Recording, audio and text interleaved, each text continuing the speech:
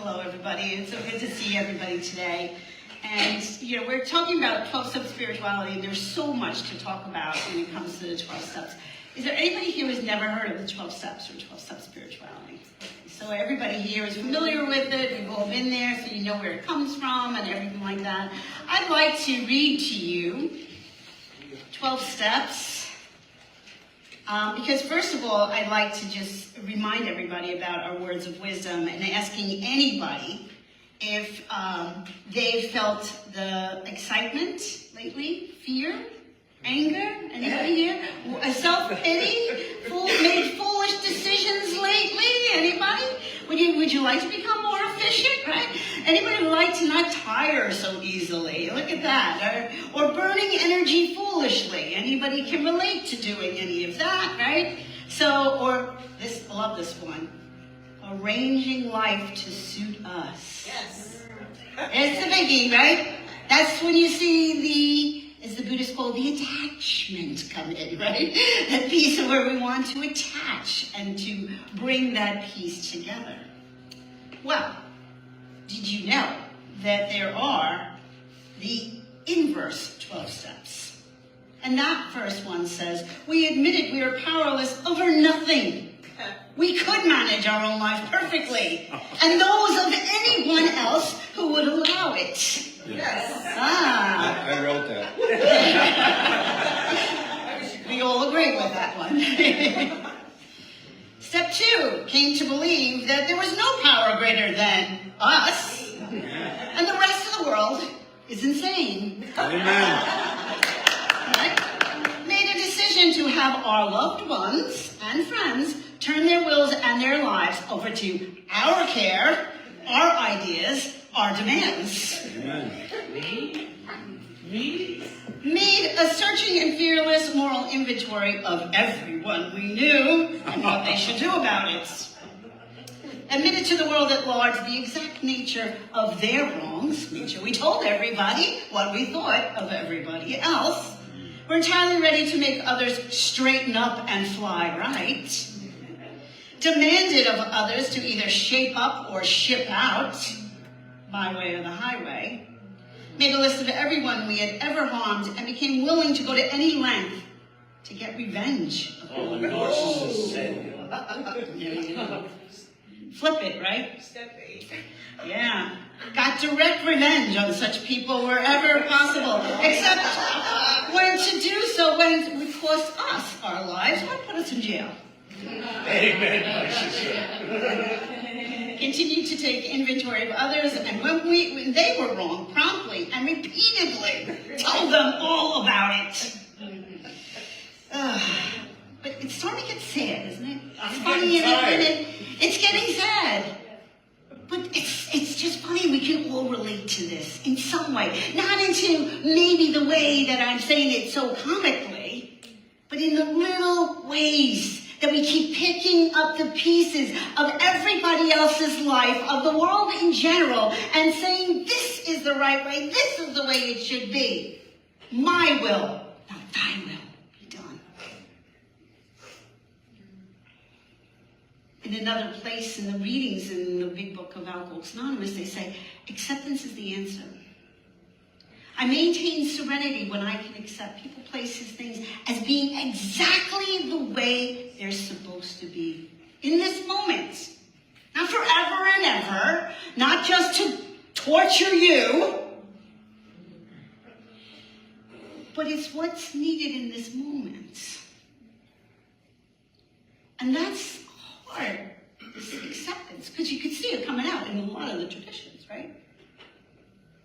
Comes out because it's trying to tell us that we're not in charge. That no matter what, that all that grasping of something, to me, this concept of the 12-step program, the way Alcoholics Anonymous came about and everything, I loved it going into the field of social work because it was the only kind of therapy that I could do that had spirituality that was a mandate in the treatment plan. Because that was my go-to, spirituality. Because this gift from the divine of telling people who have a a disease, which is a bona fide disease, has a physicality to it, a mental aspect to it. It has a progression. You can chart it, you know it. That the medicine is spiritual. Which now boosts this change and this miracle that's been given to all of us is proof positive that all the other ways that we've put through prayer and meditation, all the other groups, how many times have you heard, if everybody prays for them, miracles happen, things change, that we can do things. And in the gathering here, we talk about energy, and everything is energy. Well, this is that we can work through things energetically. We can heal in our lives through this power of this divinity when we get these egotistical wantings, cravings, graspings out of our way. Could you imagine? I can be peaceful no matter what. No matter what. Because everything changes. Beautiful things happen in our lives. Horrible things happen in our lives. Easy things, hard things, good things, not so good things. You know? With the gift of having people we love is also the knowledge that they don't last forever. Even to be with them doesn't last forever. But that's how life is. And if we have a plan for living, which is what is called the 12-step program, a plan for living, or as we say here, the spiritual tools, then you can put something together that can help you walk through life spiritually, each step being in tune. I work with Master Lee, the Taoist that we see sometimes. She's always here for Voices of Faith for Peace. She can never be here on a Saturday. I keep trying to get her here. But she works on body and energy and moving through. It's like a Tai Chi yoga. I don't know what she does, but she beats up on me a lot. Anyway, she always talks about that this point at the bottom of your feet, Nam Chung, she calls it Nam Chung point, right at the bottom, like over here, like just below the toes there. And she says it's walking with the heel right onto that and feel that point. If you do, you lift up the energy of the earth and it just comes right into you. And there have been many times I've been tired, like running with the kids, and I go, do that walking. And I start to, and that's like spiritual walking, right? It's paying attention, it's being connected, and I get energy. I'm not running after them, but I'm walking and I can make it. And it's not a difficult thing. But it's a world of difference. And that's the point. You know, each little moment of breath, of like ease, in the midst of what we deal with on a daily basis, is such a gift. And to focus more on those moments of ease, to allow them to grow, so that we can stay more in that. That's sacred living. And that's one of the things that this 12-step program brings to us. All joking aside, the way that this one ended was sought through nagging to improve our relations with others as we couldn't understand them at all, asking only that they knuckle under and do things our way, came down to the last one, which is having had a complete physical, emotional, and spiritual breakdown, right? As a result of these steps, we try to blame it on others or the world and get sympathy and pity for our affairs, or justification for keeping to be down and locked in, and if possible, make the lives of people around us miserable. I'm good at that. Well, it does start out as a joke, but in the end, it's really something that's really hard. And so, the thing about the 12-step program, and for me, something else of how it why it works, is because of the 12 traditions. And that's not something that's usually talked about. Everyone says, oh, do the 12 steps. But the 12 traditions is kind of the glue that holds it together. Because one person just trying to do 12 steps on their own, it doesn't work. In all the world's religions, I'll just say from a Buddhist perspective, we're told about the 3 treasures, which is the Buddha, the Dharma, and the Sangha. It's the Sangha. Now without the Sangha, without spiritual community, none of this holds together. We need that glue. It can't be left alone. The tribe, the community, that circle that works with you, that is there for you. And that unit, the first tradition in this program says that our common welfare should come first. Personal recovery depends upon unity. That means it's not all about me. That it can't be all about me. It can't be all about me and my problems and what I'm going through. That's not going to hold it together. That's not going to hold our group together.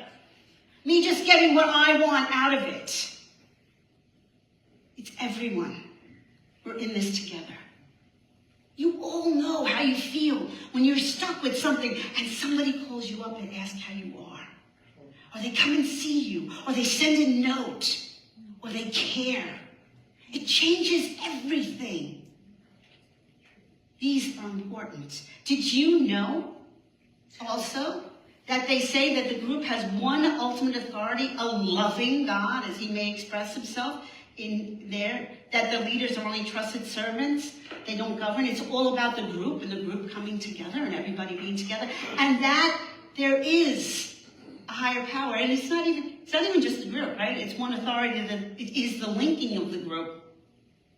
It's this undefinable energy, love, but it says it must be loving. Not judgmental. I would like to say unconditionally loving. And then it says anybody could be a member who wants to focus on this one thing. Okay? They want to focus on this in their lives. And they keep the focus on that. When we come here to gathering, we focus on one thing, your spirituality, giving you tools to help you grow each week. Giving you more direction, more tools, more things to build yourself up. And sometimes you might say, oh, she says the same thing every week. The same thing every week, like we had in our words of wisdom, right? You can't rest on your laurels. You gotta practice every day. How many times in our words of wisdom did it say work? It works, working, work. Put the effort into it. Otherwise, we fall into the other stuff so easily. And it's not an easy way to live. Being right, things being hard, judging other people, trying to hold on to it. It really eats away. Because I guarantee you nothing is going to go absolutely your way. From experience. No matter how much we study and learn, and I got this, and everybody's gonna, no. And the wonderful thing too, back in the old days, they had the program, and back in the old days of Alcoholics Anonymous, you read the history of it, people would come in, and they wouldn't want to do the program, and they would just give them money and say, go out and drink. When you are sick and tired of being sick and tired, then you will be willing to put in the work. Then you will be willing to join with community, to be there to help somebody else, knowing that by helping somebody else that you are helping yourself. And not that you're helping everybody else and saying, how come nobody else is doing it too? You will be doing it with that grace and that goodness and that connection and knowing what unity is all about. We are so blessed. We have a plan for living. It doesn't have to be the 12 steps, but it's great. One of the things, too, that they say in there, that we can't just do this without doing the work. a lot of it tells you to be spiritual. It says that the spiritual foundation, it goes into how it should be organized as an organization, but then it also says that anonymity is the spiritual foundation of all our traditions, ever reminding us to place principles before personalities. It's not going around, I'm fixed, look what I accomplished, look what I can do, look how much I know. Or look how much they didn't know. And people talking, it's the principles. Always go back to the principles. What do we do here when we look at the different faiths? We look at the principles. We don't look at the history of what they got wrong and how bad they are, or the people who don't follow it right. We look at the principles, those core principles that are calling us to a living, higher life. Trusting the ground, making those steps, being conscious of them. Those steps about lifting us up from interconnectedness with all of life, with each other. I think it's an amazing spiritual path to celebrate and recognize this day. So I am so grateful for all of you for taking the time to come together this day to celebrate this path and to hopefully utilize some of the tools we talked about today. And know that yes, it started out with alcoholism, and then it became for the family of the alcoholics. But guess what? Usually are sicker than the alcoholic. They put up with a lot and they keep coming back for abuse. Because why? They really are gonna fix them, right? Because that's love. No. We had the Al-Anon, the family became into for drugs, and then it's of everything. There is a 12-step program, you name it, they got it. Right? But the steps are the steps. The big book is we have up here. Oh, no, that's Al-Anon. Where's I thought I saw it, the other one. But the AA Big Book, these are all the Al-Anon ones, that's nice. And that's where our words came from. And that's what we need to look at today. So as we go from here, let us try to remember that it works. It works. If we have the proper attitude and work at it, it would be easy to be vague about these matters. Yet, we believe we can make some definite and valuable suggestions. And one of the things is, they say, when you retire at night, review your day. Say to yourself, how was your day? What do you need to change? How can you make it different? What if it went like this? Wouldn't that be lovely? And go to sleep with that. And when you wake up in the morning, say thank you for the day. Thank you for the day. And there are other suggestions in there about how to have that. Because what we want over all of the sobriety is emotional and spiritual sobriety. Right? All of us are looking to heal that hole in our soul that we lost. And today, let us gain it in our coming together, in our celebration, in our remembering.